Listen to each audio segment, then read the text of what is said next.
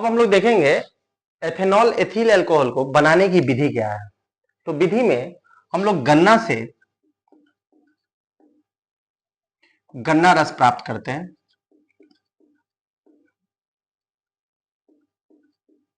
गन्ना रस प्राप्त करते हैं। गन्ना रस से चीनी का निर्माण होता है और हमको वैसी चीनी बनाना है जिसमें क्रिस्टल युक्त नहीं होना चाहिए। क्रिस्टल युक्त नहीं हो। जो चीनी क्रिस्टल युक्त नहीं होगा उसमें हमारा 50% शर्करा मौजूद होता है।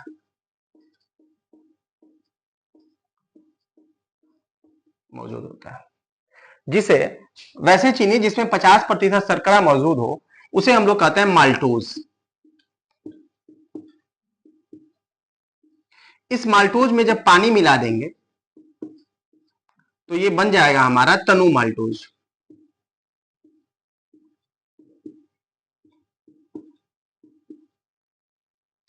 तनु माल्टोज में क्या करेंगे, इसका किण्वन कराएंगे। इसका किण्वन कराने के लिए इस तनु माल्टोज में हम लोग ईस्ट मिलाते हैं। ईस्ट मिला करके इसका कराएंगे किण्वन। और किण्वन जो होगा ये हमारा टेम्परेचर होगा 27 से 37 डिग्री, 27 डिग्री सेल्सियस से लेकर के 37 डिग्री सेल्सियस पे इसको हम लोग किण्वन कराते हैं। सबसे पहले क्या करेंगे, गन्ना से गन्ना रस को प्राप्त करेंगे। गन्ना रस से चीनी, वो चीनी जो क्रिस्टल युक्त नहीं होना चाहिए, जिसमें 50% शर्करा हो, जिसको हम लोग बोलते हैं माल्टोज। उस माल्टोज में पानी मिला करके इसे बना लेंगे तनु माल्टोज। और तनु माल्टोज को किण्वन कराएंगे, जिसके लिए इसमें ईस्ट को मिलाएंगे और किण्वन 27 से 37 डिग्री पे कराएंगे। तो ये हमारा, और तनु माल्टोज जब इसका किण्वन कराएंगे तो इसको 2 से 3 दिनों के लिए छोड़ देंगे। 2 से 3 दिनों के छोड़ने के उपरांत ये हमारा अल्कोहल युक्त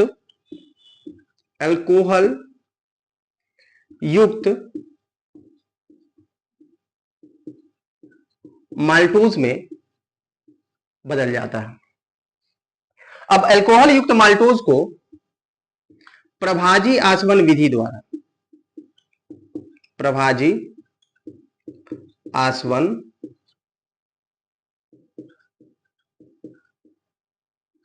विधि के द्वारा, और प्रभाजी आसवन विधि के द्वारा इसको प्राप्त करेंगे तो कितना डिग्री सेल्सियस पे, तो ये हमारा होना चाहिए 78 डिग्री सेल्सियस पे। और इससे हमारा एथिल अल्कोहल प्राप्त हो जाएगा। एथिल अल्कोहल, और ये कितना, तो 15 से 18% हमें प्राप्त होगा। और एक काम और करेंगे, अब तनु माल्टोज में एक काम और क्या करते हैं कि तनु माल्टोज में हम मिला देते हैं अमोनियम सल्फेट और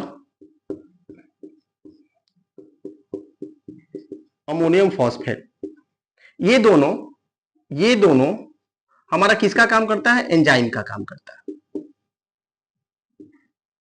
और इसके साथ साथ इसी तनु माल्टोज में एक अम्ल का मिलाते हैं, H2SO4 सल्फ्यूरिक अम्ल।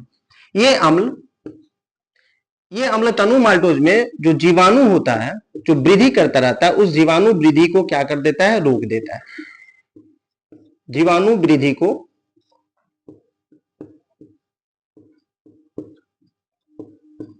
रोकता है और इस प्रकार से हमें एथिल अल्कोहल 15 से 18% प्राप्त हो जाता है। एक बार और देखते हैं। गन्ना से हम प्राप्त क्या करेंगे, गन्ना रस, और गन्ना रस से हमको प्राप्त होगा चीनी। और वैसा चीनी निर्माण करना है जो क्रिस्टल युक्त नहीं होना चाहिए। उसमें 50% हमारा शर्करा मौजूद होता है। जिसमें 50% शर्करा मौजूद हो उसको हम लोग कहते हैं माल्टोज। इस माल्टोज में पानी मिला करके इसे का बना देंगे तनु माल्टोज। और तनु माल्टोज बनने के बाद इसका किण्वन कराएंगे। और तनु माल्टोज का किण्वन करने के लिए इसमें हम ईस्ट को मिलाते हैं। और इसका जो टेम्परेचर होना चाहिए 27 से 37 डिग्री सेल्सियस पे 2 से 3 दिनों के लिए छोड़ देंगे। इसे हमें तनु माल्टोज अल्कोहल युक्त माल्टोज में बदल जाता है। पुनः इसे अल्कोहल युक्त माल्टोज को प्रभाजी आसवन विधि के द्वारा हम इससे एथिल अल्कोहल को प्राप्त कर लेते हैं, जो 15 से 18% होता है। और तनु माल्टोज में 3 और यौगिक मिलाते हैं, जिसमें अमोनियम सल्फेट, अमोनियम फॉस्फेट और सल्फ्यूरिक अम्ल। इसमें अमोनियम सल्फेट और अमोनियम फॉस्फेट क्या करता है, एंजाइम का काम करता है। जबकि HO2SO4 सल्फ्यूरिक अम्ल इसमें जीवाणु वृद्धि कर रहा है, इस जीवाणु वृद्धि को रोकता है।